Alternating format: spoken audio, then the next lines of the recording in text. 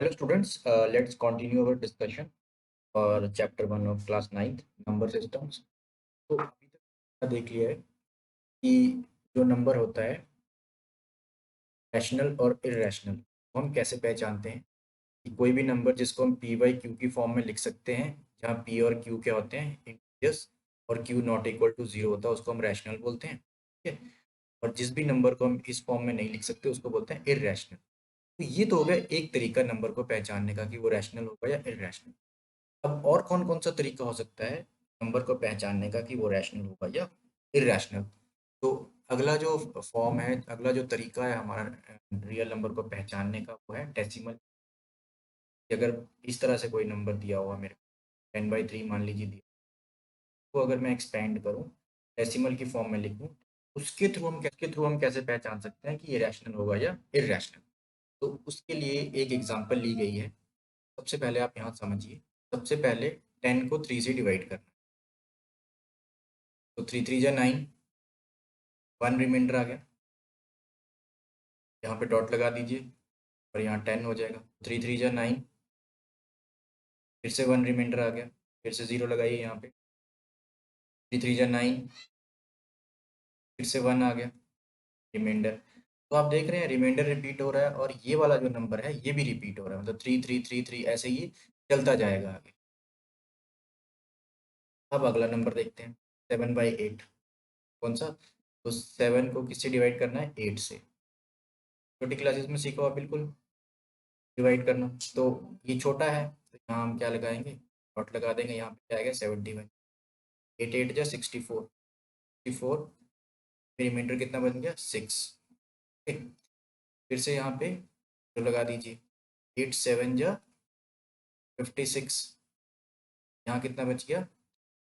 और रिमाइंडर 4 बच गया। यहाँ पे जो लगा दीजिए, यहाँ कितना हो गया? 8 5 जा 40। तो यहाँ पे रिमाइंडर क्या आ गया? 0 आ गया। ठीक है, यहाँ पे रिपीट हो रहा है, यहाँ पे क्या हो गया? 0 आ गया, मतलब रिमाइंडर जो है अब आगे ये डिवाइड नहीं होगा ये नंबर। ठीक। अब तीसरी एग्जांपल लेते हैं। ध्यान से समझना इन एग्जांपल्स को, तभी आपको समझ में आएगा कि रैशनल और इरैशनल को कैसे पहचानते हैं एग्जांपल के थ्रू। ऐसे लैंग्वेज बहुत टफ है। अब 1 को 7 से डिवाइड करना है। ठीक है, 1 छोटा है, यहाँ डॉट लगा दीजिए, 10 हो जाएगा। 7 1 जा 7, यहाँ कितना बच गया? 3, इंटर 3 बच गया। 0 लगाइए आगे, 7 4 जा 28, यहाँ कितना बच गया? 2, इंटर बच गया 2। फिर 0 लगाइए आगे, तो 7 2 जा 14, 7 2 जा 14, यहाँ कितना बच गया? 6। यहाँ पे 0 लगाइए, ये रिमाइंडर यहाँ 6 बचा था, यहाँ 0 लगाया था, कितना? 7 8 जा 56, 7 8 जा 56 को कितना बच गया यहाँ? रिमाइंडर 4 बच गया और 0 लगाइए यहाँ, तो 7 5 जा 35। बिल्कुल डिवाइड कर रहे हैं बच्चों वाला और कुछ नहीं कर रहे हैं, इसमें कुछ नहीं होना है।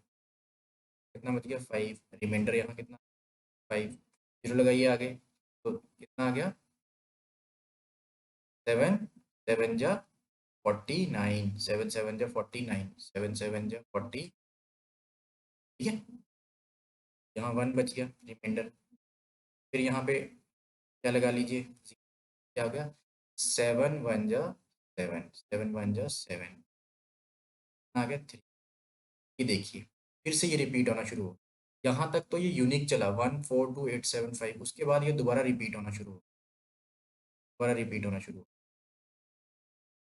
रिपीट होना शुरू हो गया। वही आ गया 10 30, फिर ये रिपीट होगा। तो यहाँ तक तो ये यूनिक आएगा, उसके बाद क्या होगा? ये रिपीट। तो इन एग्जाम्पल से हमने क्या सीखा? इन एग्जाम्पल से हमने सीखा कि ये जो एक्सपेंशन आया ये क्या है? क्या है ये? Non terminating. Non terminating, terminating मतलब ये खत्म नहीं हो रहा है, ये चलते ही जा रहा है। और क्या है साथ में? रिपीट भी हो रहा है, रिपीट हो रहा है। ठीक है, इसमें आपने क्या देखा? ये जो डेसिमल एक्सपेंशन है ये टर्मिनेट हो रहा है, ये मतलब खत्म हो रहा है। इसके बाद इसमें कुछ भी नहीं आएगा, जहाँ पे रिमाइंडर 0 हो जाए वहाँ क्या हो जाएगा? ये टर्मिनेटिंग हो जाएगा, टर्मिनेटिंग, टर्मिनेटिंग। और यहाँ पे भी क्या आ रहा है? ये फिर रिपीट होना शुरू हो गया, नॉन टर्मिनेटिंग और रिपीटिंग। ये जो 142857 जो है वो रिपीट होना, ये भी कैसा है, नॉन टर्मिनेटिंग रिपीटिंग। ये बहुत बड़ी बात है, आपको याद रखनी। इसको हम समराइज कर लेते हैं कि इस तरह के जो नंबर्स होंगे इनकी डेसिमल एक्सपेंशन कैसी होगी, non terminating repeating, non terminating repeating या टर्मिनेटिंग, तो हम क्या बोलेंगे, रैशनल नंबर। ठीक है, इस कर लेते हैं, ये इंपॉर्टेंट है, इसको आप अपनी कॉपी में बनाइए समरी में कि रैशनल नंबर क्या होंगे, रैशनल नंबर, और इधर लिख दीजिए इररेशनल नंबर। सही बना लीजिए कॉपी में ताकि एकदम से याद आ जाए। यहाँ पे क्या होगा, सबसे पहले नॉन टर्मिनेटिंग, नॉन टर्मिनेटिंग, और क्या होंगे, एंड रिपीटिंग, रिपीटिंग। ठीक है, या तो क्या होगा, या टर्मिनेटिंग हो। देख लिया हमने टर्मिनेटिंग क्या होता है, जहाँ पे रिमाइंडर जीरो हो जाता है उसको टर्मिनेटिंग बोलते हैं। और इररेशनल में क्या होता है, non terminating, non terminating and non repeating. कैसे होगा, जैसे मान लीजिए कोई लिखा 3.14222012, ऐसे ऐसे चलता जाएगा, मतलब ये तो एक तो ख़त्म भी नहीं हो रहा ये डेसिमल इसका, और रिपीट भी नहीं हो रहा। रिपीटिंग को कुछ बुक्स में या एनसीईआरटी में ऐसे भी लिखा हो कि रेकरिंग, एक ही बात होती है, रिपीटिंग या रेकरिंग एक ही बात होती है। और इररेशनल नंबर को याद करने का तरीका ये भी आसान है कि जहाँ पे दोनों ही नॉन नॉन आएगा, ठीक है, दोनों ही नॉन आएगा, उसमें क्या होगा, इररेशनल। हम क्या करेंगे कि जो हमारा रैशनल नंबर है वो क्या होता है, पी वाई क्यू की फॉर्म में होता है ना, मुझे डेसिमल में दिया हो तो उसको मुझे पी वाई क्यू की फॉर्म में कन्वर्ट करना है, वो कैसे करेंगे, जैसे ये दिया हुआ है 3.142678, इसको कैसे करेंगे, इसको ऐसे लिखेंगे, ये जो डॉट होता है इसको हम 1 कर देते हैं, जाके जितने भी नंबर होते हैं उसकी 0 लगा देते हैं, 1 2 3 4 5 6, 4 5 और 6, इसको लिखेंगे कैसे, पी वाई क्यू की फॉर्म में ऐसे 3 1 4 2 6 7 8, इसको ऐसे लिख देंगे, डॉट नहीं लगाएंगे बीच में, और नीचे जो डॉट होता है उसको 1 बोलते हैं, और बाकी जितने नंबर आगे उतने 0 लगा देते हैं, 1 5 6। तो आपको एग्जाम में ऐसे करके लिख, ये मैंने आपको समझाया, ठीक है। तो इस तरह से इसको पी वाई क्यू की फॉर्म में हमने लिख दिया। ठीक, मान लीजिए इस तरह का नंबर दिया हुआ, ये जो नंबर था ये तो क्या हो रहा था, टर्मिनेट हो रहा था, ठीक है, टर्मिनेट हो रहा था, इसको तो हम ऐसे लिखेंगे। मान लीजिए कोई आ गया जो रिपीट हो रहा हो, टर्मिनेट ना आ रहा हो, उसको कैसे लिखेंगे पी वाई क्यू की फॉर्म में, तो ये डेसिमल हमारा क्या दिया हुआ, 0.33 एंड सो वन टू। अगर इस तरह से दिया और कोई नंबर रिपीट हो रहा तो उसके ऊपर अगर हम ये ऐसे लगा दें बार, उसका मीनिंग भी यही होता है।